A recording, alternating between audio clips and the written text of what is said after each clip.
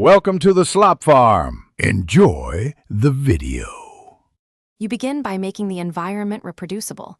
Install Python 3, 8 or newer and enable UTF-8 in your editor. Once done, create and activate a virtualenv so dependencies don't leak. Next, create a simple script file named main. Py and include a coding comment only if not UTF-8 default. Then run Python main. Py to verify execution. Make sure to use explicit open. Encoding equals UTF-8 when reading or writing text to avoid surprises on different systems. You now convert and secure code.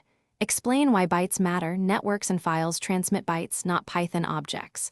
So encode strings with encode UTF-8 and decode back with decode UTF-8. For safe ASCII transport, wrap bytes with base 64. B64 encode and decode on the receiver.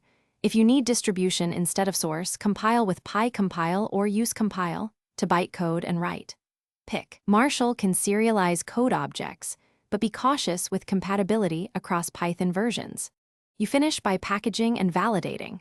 Bundle your application with PyInstaller or zipapp so the runtime handles imports consistently.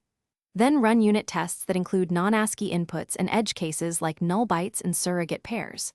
If something breaks, compare raw bytes using repr and hex dumps and make sure file open calls specify encoding.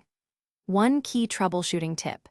Mismatched encoding declarations cause silent corruption. Verify source. Runtime and transport encodings are all UTF-8 or explicitly matched. Thanks for watching.